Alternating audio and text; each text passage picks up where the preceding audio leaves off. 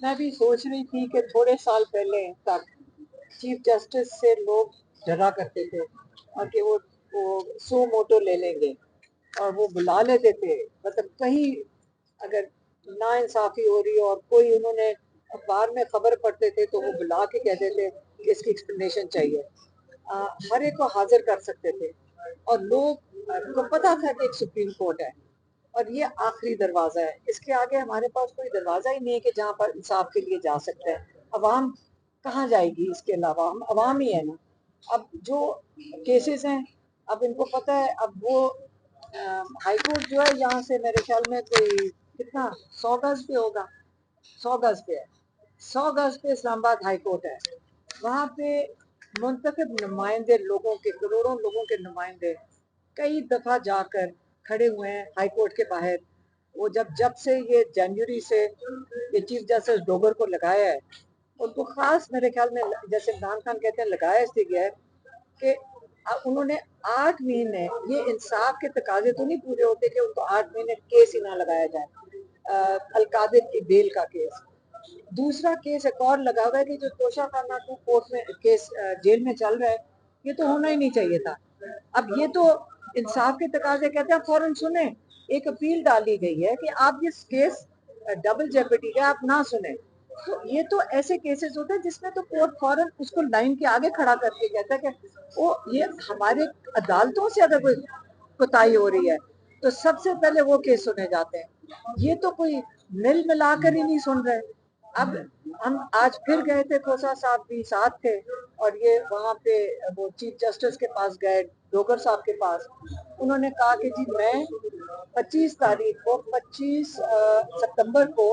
القادر case بیل hearing لگا لوں گا، یہ ان کو کمٹ کیا کھوسا صاحب لگا دی ہے۔ اور دوسرا توشہ خانہ 2 ہے،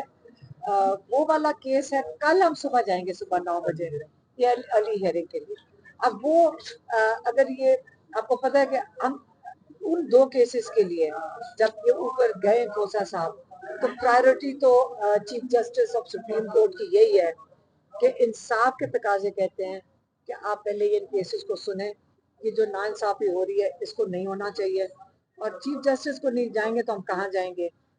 چیف جسٹس کو یہی کہہ سکتے ہیں جی چیف جسٹس افریدی صاحب عوام انصاف کی منتظر ہے۔ چیمبر میں چیف جسٹس چیمبر کی طرف جانا چاہتی تھی، وہاں پہ خط دینا چاہتی تھی، کیا وجہ ہے تو آپ کو وہاں پہ روکا گیا؟ تھوڑا سا بتاؤ۔ حالانکہ ہمیں جہاں تک پتہ ہے عدالتوں کا، دنیا کی عدالتوں کا جن کو ہم کاپی کر رہے ہیں، ہم دنیا کی عدالتوں کو ہی کاپی کر رہے ہیں، یہ سسٹم ہماری معاشرے کا تو نہیں تھا، یہ تو باہر سے ہم نے امپورٹ کیا ہے۔ انگلینڈ میں آپ جائیں، کسی عدالت میں کسی وقت آپ جا سکتے ہیں، ٹائم لے کر آپ خود جج کو بھی مل سکتے ہیں اگر آپ نے جیسے پٹیشن پیش کر دی۔ تو یہ پاکستان میں تو اتنا پیرا دیا ہوا ہے، عدالتوں کے گیٹ تو اتنے بڑی وہ پیرے لگے ہوئے ہیں، عوام تو یہاں آ ہی نہیں سکتی ہے یہاں پر۔ آپ کی عمران خان سے ملاقاتوں کے حوالے سے بھی چیف جسٹس صاحب سے بات ہوئی ہے؟ یہ سارا کچھ کہا ہوا ہے، اب خط میں ہے عمران خان کا، وہ خط کا وہ اس کو ریویو کریں گے تو کل وہ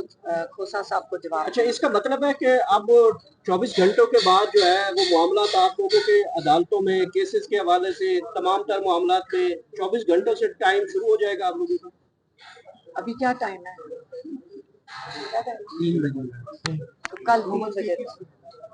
2 بج کے ہاں تو کل 2 بجے تک، کیونکہ کھوسا صاحب کچھ آدھا گھنٹہ پہلے آئے۔ اچھا میڈم، پہلے بھی عمران خان صاحب نے خط لکھا تھا جس کے حوالے سے انہوں نے آئینی کمیٹی کے حوالے کر دیا تھا، اس پر کچھ بھی نہیں ہوا اب تک۔ ایک بار پھر آپ نے خط لکھا ہے، عمران خان صاحب کا خط جو ہے وہ آپ نے پہنچایا، تو کیا اب 24 گھنٹے میں واقعی کچھ ہوگا یا صرف دوبارہ سے کسی اور کمیٹی کے حوالے کر دیا جائے؟ دیکھیں عمران خان کی وہ کیا کہتے ہیں صبر کو دیکھیں، 3 سال پہلے انہوں نے کہا تھا میں اپنے سارے کیسز کا سامنا عدالتوں میں کروں گا، اور کیا انہوں نے۔